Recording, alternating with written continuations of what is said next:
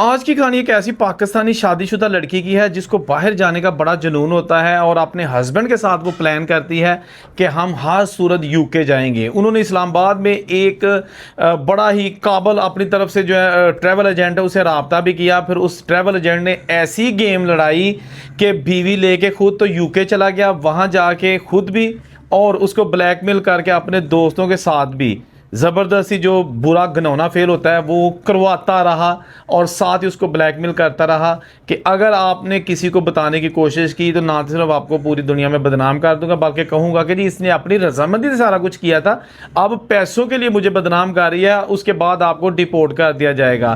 तो बड़ी ही अजीबोगरीब चीज़ सामने आई है। ये खातून जो है ना इस वक्त भी यूके में मौजूद है। इनकी जब शादी हुई तो इस शादी से पहले इसने कोशिश की कि स्टडी वीज़े पर किसी तरीके से यूके चली जाए, लेकिन इसके हालात इजाज़त नहीं देते थे कि बड़ी बड़ी बैंक स्टेटमेंट्स और पैसा लगा के ये जा सके। हालांकि इसने ग्रेजुएशन की हुई थी, लेकिन उसके बाद इसकी शादी हो जाती है। जिस ख़ानदान के में इसकी शादी होती है उनके पास चले चार पैसे होते हैं, वो थोड़े से अमीर होते हैं, मतलब ज़िम्मेदार टाइप होते हैं। तो वो कोशिश करते हैं कि चले ठीक है हम कोशिश करेंगे कि आप दोनों यानी हस्बैंड और वाइफ दोनों यूके जाके सेटल हो जाओ। अब उसका हस्बैंड भी पूरी सपोर्ट करता है अपनी बेगम की कि ठीक है अगर आपने पाकिस्तान में नहीं रहना तो हम आपको कोशिश करेंगे जितना भी पैसा जितना भी खर्चा आएगा यूके चले जाएंगे। लेकिन उसे ये नहीं पता था कि अब इनके साथ होने वाला क्या है। ये सादा एक फैमिली थी। इन्होंने जनाब किसी तरीके से पता किया तो इस्लामाबाद में इनको पता चला कि एक बंदा है वो बड़े अच्छे तरीके से लोगों को यूके भिजवा देता है, कपल्स को, स्टूडेंट्स को, जैसे भी है। उसके पास जाते हैं। अब वो जो ट्रैवल एजेंसी वाला होता है, जो ट्रैवल एजेंसी क्या कि वो जो खुफिया बेसिकली ओपनली वो ऐसा काम कोई नहीं करता, उनका जो दफ्तर है ये बेसिकली ट्रैवल एजेंट आप कह सकते हैं।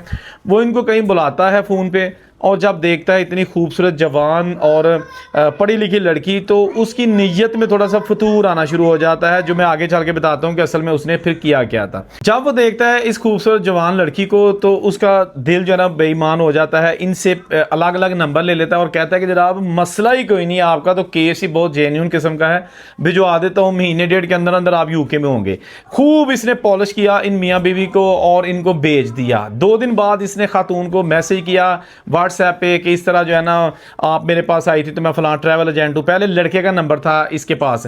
लड़की जो है ना बड़ी खुश हुई। इसने कहा कि एक दो चीज़ें हैं क्लियर करने वाली, तो आप अगर अकेली आओगी ना इस्लामाबाद तो वो बेहतर तरीके से डिस्कस करेंगे, क्योंकि आपका हस्बैंड थोड़ा सा इसका ताल्लुक एक गाँव से है और ये उस तरह की चीज़ें जो है ना वो समझ नहीं सकेगा जो मैंने आपके साथ करनी है।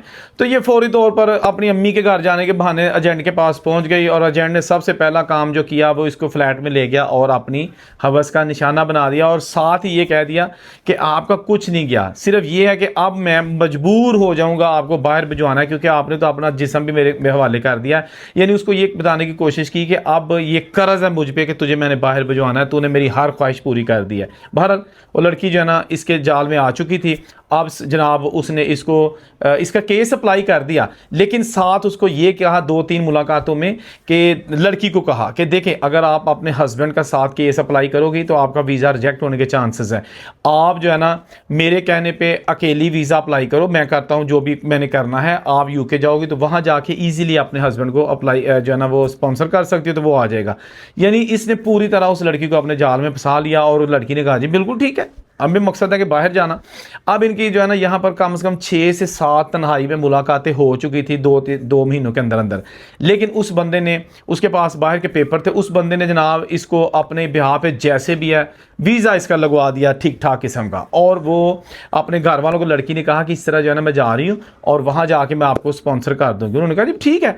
ये लड़की चली जाती है और वो जो साथ एजेंट होता है वो भी साथ चला जाता है। वही इसके कुछ वहाँ पे एक दो दोस्त भी होते हैं क्योंकि ये यूके के इनके पास सारे पेपर वगैरह थे, तो उनके साथ जो उनके किसी एक कमरे में इसको जो है ना वो आर्जी तौर पर ठहराया जाता है और कहा जाता है कि आप यहाँ रखो, आपके लिए जॉब भी तलाश करेंगे, सारा कुछ करेंगे और आपका जो हस्बैंड है उसको भी बुलाएंगे, लेकिन थोड़ा वक्त आपको यहाँ पे हो जाएगा ना फिर आप कर सकोगे, आपकी कोई स्टेटमेंट बन जाएगी, आपकी कोई यहाँ पे हिस्ट्री बन जाएगी। अब इसको क्या पता था कि मेरे साथ क्या हो रहा है। अब जनाब उस बंदे ने इसके साथ ऐसे ही जिस्मानी रिलेशन कायम कर लिए जब जी चाहे कि जैसे वाकई उसकी बीवी है।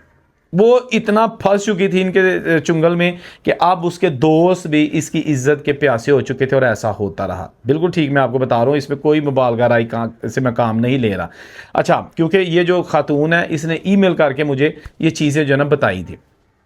उसने कहा कि मैं इतनी फंस गई हूँ कि फिर बिल आखिर मैंने इसको जो है ना वो सख्ती से जब कहना शुरू कर दिया कि मैं पुलिस को बता दूंगी, तो मुझे इन्होंने बहुत किस्म के थ्रेट बताए। और अभी तक जब ये मैं मतलब मेरी उनसे बात हुई तो इनके हस्बैंड को नहीं बुलाया गया था, लेकिन उस खातून ने अपने हस्बैंड को बता दिया। उसने कहा कि मेरी एक वहाँ पर सहेली बनी थी, मैंने उससे मशवरा किया, उसने कहा जी अपने हस्बैंड को बताओ कि इस तरह आपको यूज़ कर रहा है, कम से कम अगर वो आता है नहीं आता, लेकिन ये जो आपके साथ जिनसी मामलात हैं, जिनसी तल्लुकात के, ये कम से कम क्लियर होने चाहिए, क्योंकि ये बहुत एक भयानक जो है ना सिचुएशन क्रिएट हो चुकी है। ऐसा ही हुआ, उसने अपने हस्बैंड को बता दिया कि भले लोग मैं तो इतने आके बड़ी बुरी तरह फंस गई हाँ और जो कुछ मेरे नाल हो रहा है मैं तेन सच सच दस दिता। अच्छा, वो बंदा बेचारा शरीफ आदमी था, उसने कहा कि एक चीज़ है, आप मेरी बीवी हो और मेरा साथ नहीं छोड़ना, बाकी आपके साथ जो भी हुआ है मुझे पता है कि आपको ब्लैकमेल करके यूज़ किया गया है, मैं आपको माफ़ करता हूँ। रत्ती भर सारी ज़िंदगी मैं इस चीज़ का आपको ताना नहीं दूंगा या गुस्सा नहीं करूँगा कि आपको जनाब ये चीज़ है वो चीज़ है, आपको किसी बंदे ने टच किया है और कई बार किया है और दोस्तों ने किया है। अच्छा, वो लड़की थोड़ी सेटिस्फाई हो गई। उसके बाद फिर जनाब वो लड़की जो है ना, जब उसने देखा कि ये गेम हाथ से निकल चुकी है, तो उसने अपने हस्बैंड को कहा कि आप इसके खिलाफ कानूनी कार्रवाई का आगाज़ कर दो, जिसका आगाज़ उन्होंने बकौल उनके कि किया भी। अब तक पता नहीं क्या इनकी स्टोरी हो चुकी है, क्योंकि काफ़ी दिन हो गया मेरा इनसे रब्ता कोई नहीं है। तो ये जो सिचुएशन है ना अब लड़की वाली, ये पता नहीं अब यूके में किस हाल में है, लेकिन ये मुझे पता है कि ये जो ग्रोथ था जो इनके साथ इनकी ज़िंदगी से खेल रहा था, ये गायब हो चुका है। और लड़की जो है ना, या तो सिंगल का उसने कोई असाइलम वगैरह अप्लाई कर दिया या कुछ है, लेकिन अभी तक जो है ना वो उसका एज इट इज़ मसला है, इज्जत गवा ली, हस्बैंड जो है ना वो भी अपने आप से दूर कर लिया, और क्या कहते हैं पेपर भी नहीं बने, लेकिन ये जो जनून था बाहर जाने का, कम से कम वो उसका पूरा हो गया। खा जैसे भी पहुंची, जिस हाल में भी रही, जितनी मर्जी बुराई हो गई, लेकिन जुनून उसका पूरा हो गया। ये जो वीडियोस होती हैं ना, इनमें बहुत बड़ा सबक होता है उन लोगों के लिए जो थोड़ी सी प्लानिंग कर रहे हैं बाहर जाने की एट एनी कॉस्ट। यानी कि आपको मैं एक चीज़ बता दूं कि बहुत सारे मुझे भी मैसेजेस आते हैं जिनमें बड़ी बड़ी पढ़ी लिखियां और अच्छे अच्छे घरों की लड़कियां पूछ रही होती हैं कि हमें हर सूरत बाहर जाना कोई तरीका बता दें। तो अगर मैं कहता हूँ कि आप स्टडी वीज़ा पे जाएं या जैसे भी, तो कहती है हमारे पास पैसे नहीं है, कोई और तरीका बताएं। अब मेरे पास क्या तरीका हो सकता है? दूसरा तरीका यही है कि अगर आपकी शादी हुई है किसी ऐसे बंदे के साथ जो बाहर के मुल्क में है, तो वो स्पॉन्सर कर सकता है, उसके लिए भी टाइम लगता है जैसे भी है। तो इसके अलावा क्या गिदर सिंह या कोई टेक्निकल स्किल तो इनके पास है नहीं कि वर्क परमिट पर जा सकती हैं। लेकिन जब ऐसी बात होती है तो वो खुद कहती हैं कि जी बाहर के मुल्क जाना है, भावें कोई लूला लंगड़ा गंजा मोटा जिस तरह का भी बंदा मिलेगा सानू मंजूर है, हमें बाहर ले जाए। आप अंदाज़ा कर लें। फिर वहाँ जाके जब इनके साथ स्कैम होता है या वहाँ पे जाके इनको घर की लौंडी बना के रखा जाता है, या फिर ऐसे भी केसेस सामने आते हैं कि बाहर के मुल्कों में जो लोग होते हैं ना, वहाँ उनकी शादियाँ हुई होती हैं, 4-4 3-3 शादियाँ हुई होती हैं, तलाक याफ्ता होते हैं या बीवियाँ छोड़ दी चुकी होती हैं।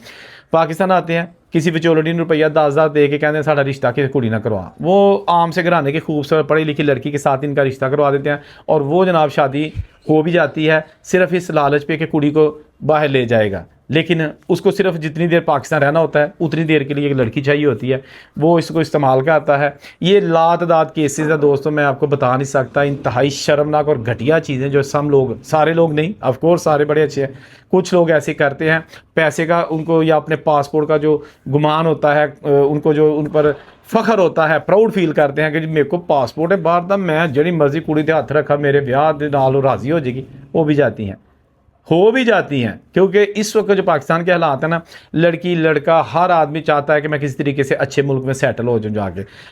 लड़की के जो घर वाले वो कहते हैं कि लड़की जाएगी तो अपने भाइयों को बुला लेगी, लेकिन इसके लिए बड़ी जो है ना उनको कि पंजाबी कहते हैं ना पी कटनी पैंदी है। ये कोई ईजी चीज़ नहीं है। बाहर के मुल्कों में इतने इतने ज़्यादा मैंने केसेस देखे हैं जिसमें डोमेस्टिक वायलेंस है, लड़कियाँ यहाँ से गई हैं शादी करवा के, वहाँ पर उनको आज़ादी नहीं किसी किस्म की, घर से निकलने की, क्या बात फ़ोन करने की, जो पाकिस्तान में अपने माँ बाप है उनसे बात नहीं करने की आज़ादी, क्या क्या चीज़ें आपको बताएं, शर्म आती है।